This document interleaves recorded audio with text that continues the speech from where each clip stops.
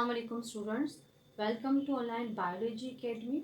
Today we are going to learn two main concepts, that is respiration and breathing.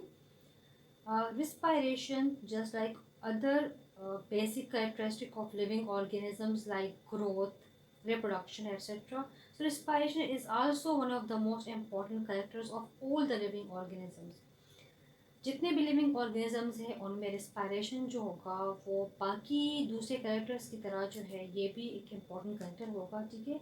लेकिन जो है जो most students हैं वो क्या करते हैं कि रिस्पायरेशन को ब्रीथिंग के साथ इंटरमिक्स कर लेते हैं, which is wrong. These two are completely different processes. So in this lecture we will first discuss respiration and its types, and inshallah in the next lecture we will discuss about the breathing. So what is respiration? Respiration को पहले define करते हैं, which is a biochemical process in which inside the cell oxygen is combined with food, resulting in the formation of energy.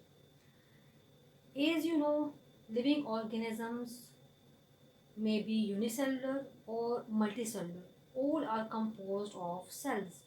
Cells need oxygen for their metabolic processes. जो oxygen है ये आपका एक fundamental gas है जो हम environment से लेते हैं। विदाउट ऑक्सीजन हमारे सेल्स, हमारे टिश्यू जो है वो कोई मेटाबॉलिक प्रोसेस नहीं कर पाते। सो जितने भी सेलुलर प्रोसेसेस होते हैं आपके सेल्स, आपके टिश्यूज़ के अंदर, उसके लिए कौन सी गैस चाहिए? Oxygen. Internal respiration, that is the first event और फर्स्ट टाइप। क्लियर? ठीक है। दूसरा आपके पास that is external respiration.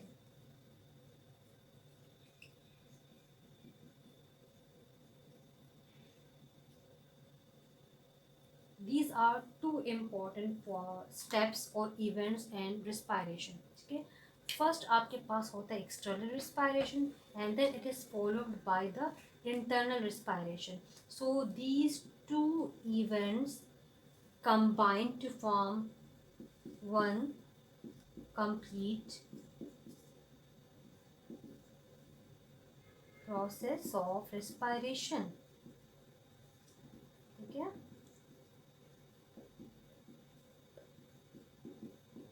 पहले आपके पास कौन सा इवेंट, कौन सा फेज आता है रिस्पायरेशन का? एक्सटर्नल रिस्पायरेशन, ठीक है। उसके बाद आता है इंटरनल रिस्पायरेशन। जब ये दोनों फेजेस या दोनों इवेंट्स हो जाते हैं तो हम कहते हैं कि एक कंप्लीट प्रोसेस जो है रिस्पायरेशन का हो गया है, ठीक है। सबसे पहले हम डिस्कस करेंगे external respiration, then we will discuss about internal respiration, क्योंकि सबसे पहले ये वाला फेज होता है, ठीक है, and then followed by the internal respiration. So we are first going to discuss the external respiration, that what is external respiration. अच्छा स्टूडेंट्स, अब जो है हम डिस्कस करेंगे रिस्पायरेशन के दो इम्पॉर्टेंट फेजेस या दो इम्पॉर्टेंट इवेंट्स. इसमें पहला जो है हमारे पास वो है एक्सटर्नल रिस्पायरेशन, और इसका जो दूसरा इवेंट है वो है आपके पास internal respiration. These two are the important phases of the respiration. सबसे पहले होता है आपके पास external respiration and then it is followed by the internal respiration. When these two events और when these two phases occurs, so we can say कि एक complete respiration का जो साइकिल है वो हो गया है, ठीक है। सबसे पहले क्या होगा? एक्सटर्नल रिस्पायरेशन, उसके बाद आता है इंटरनल रिस्पायरेशन. जब ये दोनों फेजेस कंप्लीट हो जाते हैं सो हम कहते हैं कि एक कंप्लीट रिस्पायरेशन जो है वो हो गई है. अब एक्सटर्नल रिस्पायरेशन है क्या चीज़? This is respiration at organismic level, ठीक है। ऑर्गेनिज्मिक लेवल का मतलब है कि ऑर्गेनिज्म लेवल पर जो हम इनहेलेशन या जो इनहेलेशन करते हैं, एक्सहेलेशन या इनहेलेशन, हम इसको एक्सटर्नल रिस्पायरेशन कहते हैं, ठीक है. ऑन द अदर हैंड जो इंटरनल रिस्पायरेशन है, this is the respiration at cellular level, ठीक है. जो इनहेलेशन हमने किया है, जो ऑक्सीजन हमने इन्वायरमेंट से लिया है वो सेल्स की तरफ आएगा. सेलुलर लेवल पर जो रिस्पायरेशन होती है हम इसको कहते हैं इंटरनल रिस्पायरेशन. लेकिन नाम से ही आपको पता चल जाएगा external and internal. External mean कि हम आउटसाइड इन्वायरमेंट से ऑक्सीजन लेते हैं, ठीक है. और इंटरनली मीन्स कि वो ऑक्सीजन आपके सेल्स में जाकर जो है वो मेटाबॉलिक एक्टिविटीज़ में वो ऑक्सीजन काम करता है, ठीक है. It involves inhalation of oxygen and exhalation of carbon dioxide. ये जो फर्स्ट फेज रिस्पायरेशन का, इसमें क्या होता है कि हम इन्वायरमेंट से ऑक्सीजन लेते हैं और इन रिटर्न हम इन्वायरमेंट को क्या देते हैं, कार्बन डाइऑक्साइड, जो कि आपके टिश्यूज़ आपके सेल से आता है, ठीक है। इस एक्सटर्नल रिस्पायरेशन को बेसिकली हम कहते क्या है, दिस इज कॉल्ड ब्रीथिंग। ये कहलाता है आपका ब्रीथिंग प्रोसेस, ठीक है। हम कहते हैं ना कि रिस्पायरेशन और ब्रीथिंग जो है वो दोनों एक चीज़ है, अक्सर स्टूडेंट्स कहते हैं, लेकिन इस तरह से नहीं होता। रिस्पायरेशन के दो फेजेस हैं, जिसमें से ये वाला फेज जो है वो ब्रीथिंग कहलाता है। यानी हम कह सकते हैं the first step of respiration is breathing, which is external respiration, जिसमें हम इनहेल करते हैं और ऑक्सीजन और कार्बन डाइऑक्साइड को इन्वायरमेंट में एक्सहेल कर देते हैं। दूसरा आपके पास इंटरनल रिस्पायरेशन, जैसे आपने ऑक्सीजन को इनहेल किया, it will move toward the cells, और उस सेलुलर लेवल पर जो रिस्पायरेशन होगी वो कहलाती है इंटरनल रिस्पायरेशन।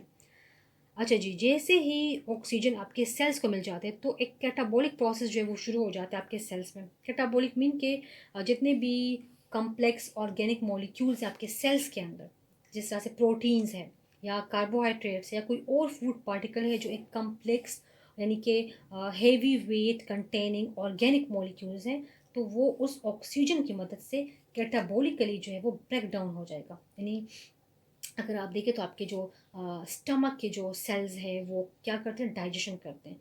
अब जब हम प्रोटीन जो है वो ले रहे हैं, कंज्यूम कर रहे हैं, तो ऑक्सीजन हमें इस प्रोसेस से मिल गया है। वो ऑक्सीजन अब आपके स्टमक सेल्स में फॉर एग्जांपल चला गया है, तो वहाँ आपके स्टमक सेल्स में कैटाबॉलिक प्रोसेस होगा। प्रोटीन्स जो है with the help of oxygen break down होगा, और एनर्जी जो है in the form of ATP जो है वो आपके बॉडी में रिलीज हो जाएगी। So these two events simultaneously occur one by one, and we say complete respiration process occur in the human being. These are the two main types. जो external respiration है, ठीक है, जस्ट लाइक दिस, जो dramatically मैंने आपको show किया हुआ है, ठीक है, डायग्रामेटिकली, ठीक है। फॉर एग्जांपल ऑक्सीजन जो है हम इनहेल कर रहे हैं इन्वायरमेंट से, बाहर से ऑक्सीजन आपके लंग्स में आ रहा है, ठीक है। फिर लंग्स में जो एल्वियोलाई होते हैं, ठीक है, उनमें गैसेस एक्सचेंज हो जाती है, और as a result carbon dioxide जो है वो बाहर इन्वायरमेंट में चला जाते हैं। जब हम मुसलसल जो इनहेलेशन या एक्सलेशन करते हैं, तो ये जो कार्बन डाइऑक्साइड हम एक्सेल करें तो वो जाता कहाँ है, तो ये कार्बन डाइऑक्साइड जो ये लेता कौन है, ये लेते हैं प्लांट्स, ठीक है। यानी जो ऑक्सीजन हम लेते हैं उसको यूज़ करते हैं, as a result carbon dioxide environment में जो है एक्सेल करते हैं, वो कार्बन डाइऑक्साइड जाते हैं प्लांट्स की तरफ, और वो उनके जो है वो रिस्पायरेशन या जिसे आप फोटोसिंथेसिस कहते हैं उसमें काम आते हैं। दूसरी तरफ है आपके पास इंटरनल रिस्पायरेशन। इसमें ये होता है कि हमने जो ऑक्सीजन इन्वायरमेंट से ले लिया है, ठीक है, वो आपके ब्लड में हीमोग्लोबिन के साथ बाइंड हो जाते हैं, ठीक है। इस तरह से एक हीमोग्लोबिन जो है वो 4 मॉलिक्यूल्स ऑक्सीजन के बाइंड करता है। तो ये ब्लड कैपिलरीज या ये जो ब्लड वेसल है, ठीक है, ये क्या करता है कि अपने ऑक्सीजन को टिश्यूज़ की तरफ जो है वो लेकर जाते हैं, और यहाँ से टिश्यूज़ जो है वो पिक करते हैं ऑक्सीजन। ये टिश्यूज़ फिर क्या करते हैं, ये टिश्यू इन ऑक्सीजन को अपने कैटाबॉलिक एक्टिविटीज़ के लिए यूज़ करते हैं। सो आपको डायग्रामेटिकल भी मैंने समझा दिया, ठीक है, और उसकी डिफिनीशंस भी करवा दी। इंशाल्लाह अब आपको क्लियर होगा कि रिस्पायरेशन क्या है और इसके दो टाइप्स क्या है। External mean only inhalation of oxygen from the environment and exhaling carbon dioxide to the environment, while internal respiration it is the carrying of oxygen towards the tissues where catabolic activity is performed by the tissues and the presence of oxygen. This is respiration at cellular level. These are two types.